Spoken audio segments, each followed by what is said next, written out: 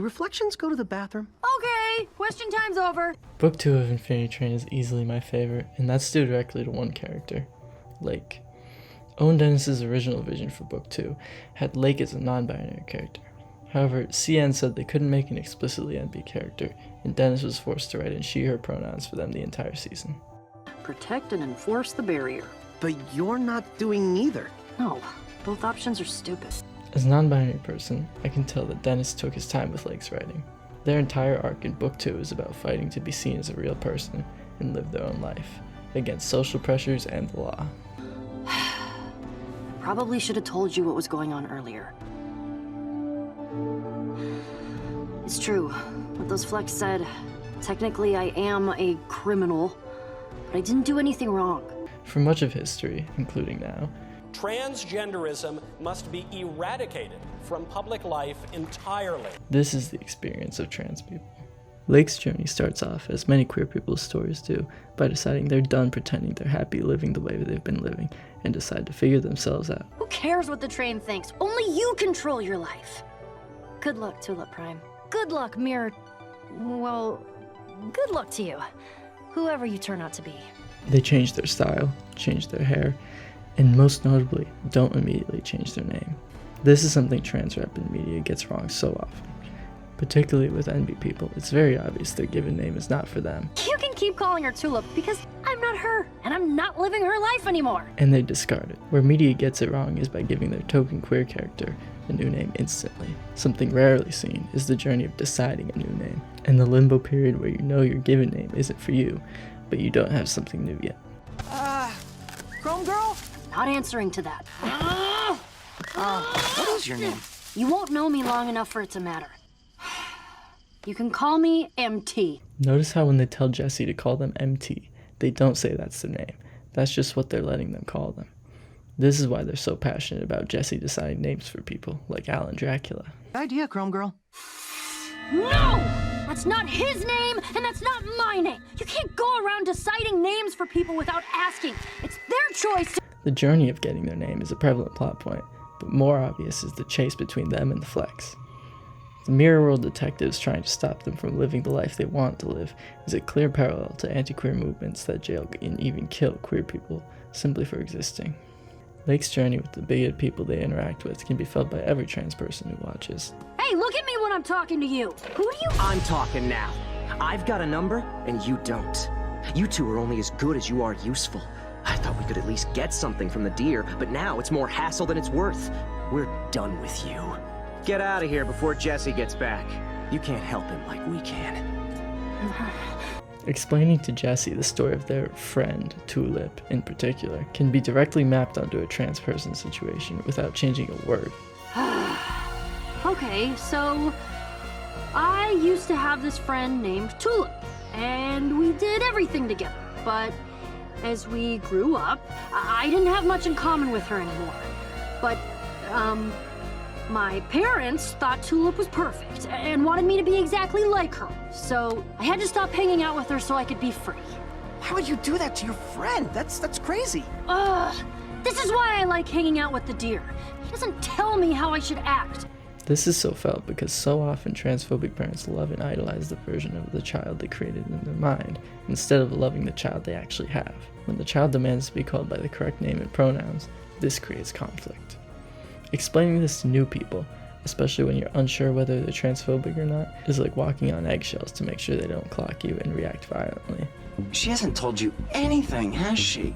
Ignore them! Why? They've told me more about you than you have. I don't owe you an explanation! Not wanting to owe anyone an explanation is a theme with Lake, and is an experience trans people go through as well, particularly when people want to know what you were born as or what your dead name is. So, you are a reflection? Who are you a reflection of? Remember that friend I told you about? Tulip? I used to reflect her, but I wanted to live my own life, make my own memories. That's against mirror law, and those flecks have been chasing me ever since.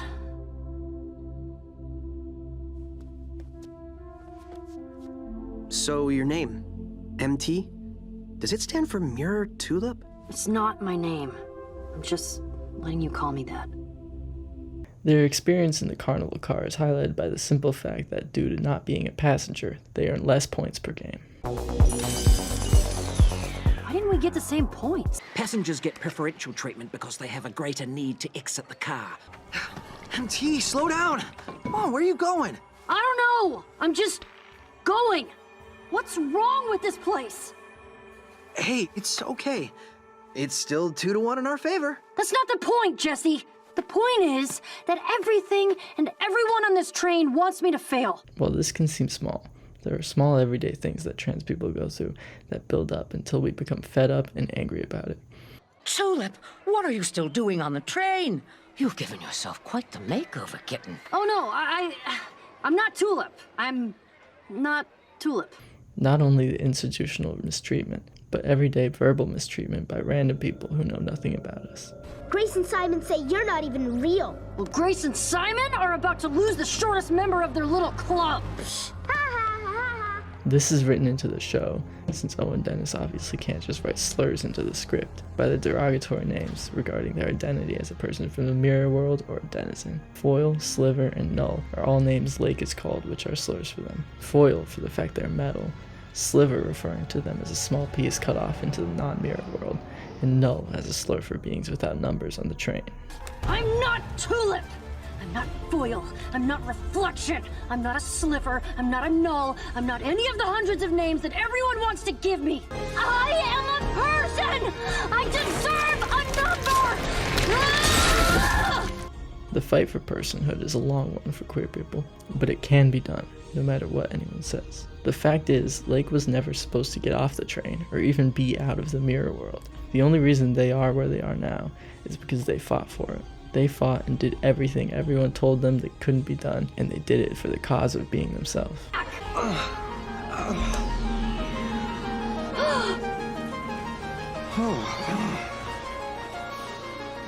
look! I have a number! So you can give me an exit. That's how it works, right?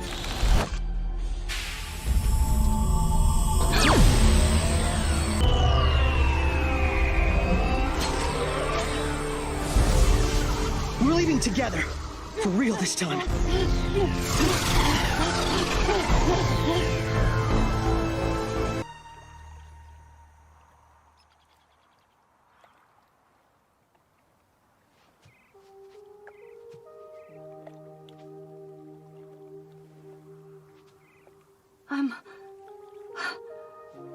I'm off the train.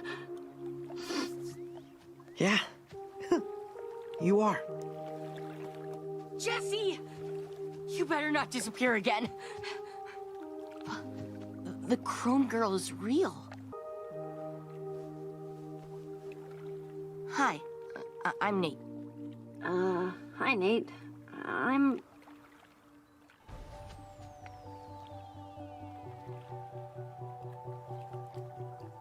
I'm Lake. Cool name. Lake doesn't say something like, "You can call me Lake," or anything.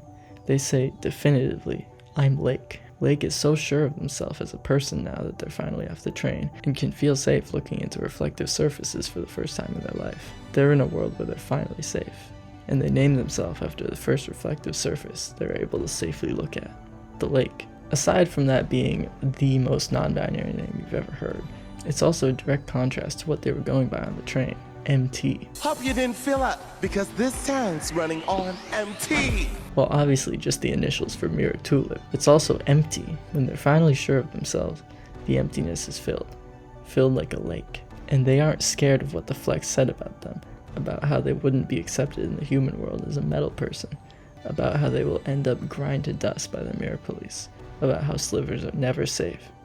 They were all wrong. Lake is accepted here.